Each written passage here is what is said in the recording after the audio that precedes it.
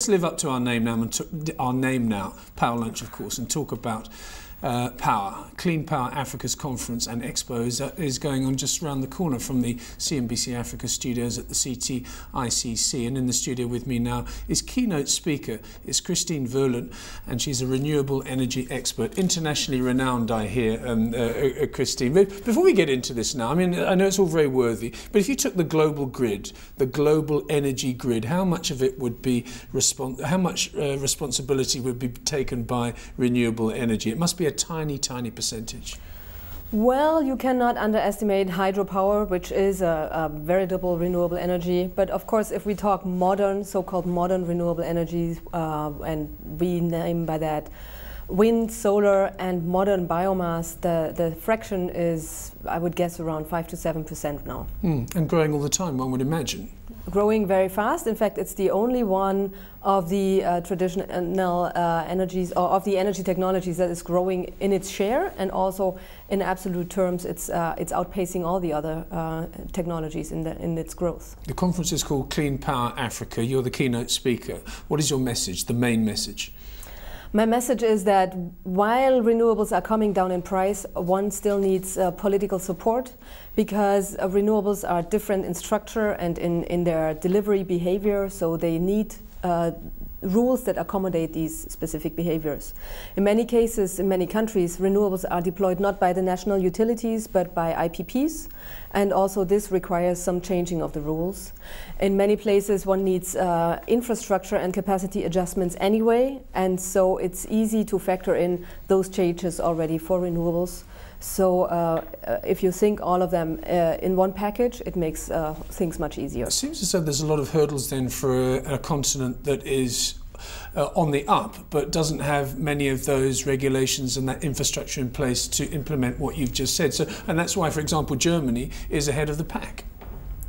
Oh, no. Germany is ahead of the pack because of specific constellations in specific times.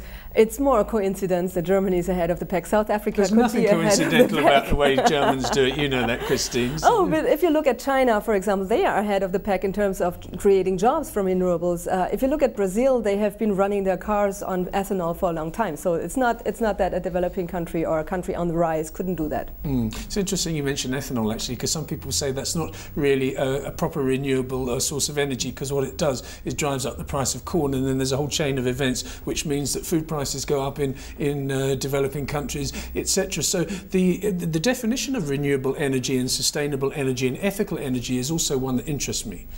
Yes, and it's debated a lot in international circles.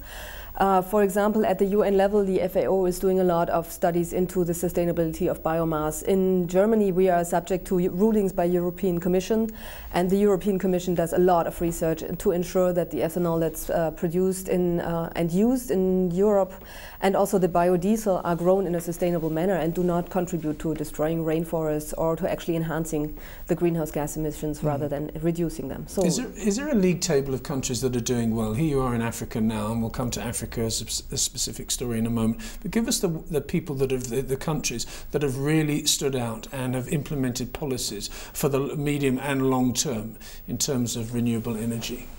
Well, as I'm from Germany, I could give you many examples from Germany that contribute to this lead, and we are in a holistic way among the leaders, but many countries in Europe are actually catching up to us. Italy is doing great things. Spain has been very successful for a while. On the international level, we are always hoping for the US to wake up, but they have a very fragmented policy system and regulatory system. And they've also had a few presidents that have had links to the fossil fuel industry, of course. That is correct, but if you look at Texas, the current wind boom in Texas, it was actually caused by George W. Bush, who later became the 43rd president. So that's not necessarily a partisan issue, or that the oil industry is always against it. There are very interesting links between traditional utilities, traditional large energy companies, and renewable energies. Yeah, do the large energy companies now start to say to themselves, we have to do this, first of all from a public image point of view, but also because in the future the stuff that we're digging out of the ground at the moment is not going to be there, so therefore we have to have a succession plan, if you like. This is a very interesting question because there is no straightforward answer. If you look at BP and Shell, for example, they have been trying to develop their renewable energy branches in the 1990s very, very contingently, but then stopped and pulled out again.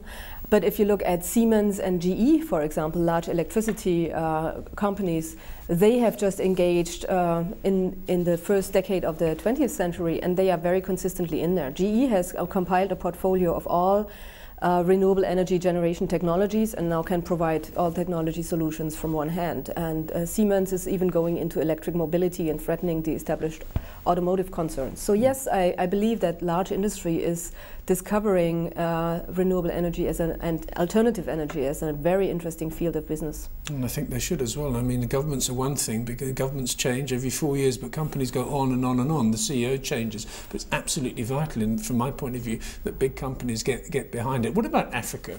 As I said, you're here in Africa. How far are we behind? Have we got great potential? You have great potential, oh, no question. I mean, I'm personally a fan of Africa and African sun, but absolutely, there is a lot that you can do in Africa. And people say, oh, we have so much coal, but in fact, you can do other stuff with the coal. I mean, South Africa has the technology to make oil from coal, but also coal exports are a good import and revenue bringer. So it's not to underestimate that, and it's not that you should really burn every kilogram of coal that you dig from your ground. You should really look into developing your renewable resources, and the time has never been as good as now, because solar photovoltaics is coming down in price at a rapid pace, and it's really competitive with fossil fuels, and in particular with new capacity in many places already. And South Africa should watch this closely and should get on board as soon as it's worthwhile. Have you been encouraged by the response that you've had and the engagement that you've had at the conference that you're attending? Absolutely. The room was packed. We had many, many people. And also the government officials in Eskom were making very good statements and favorable statements towards this coming wave of renewable energy.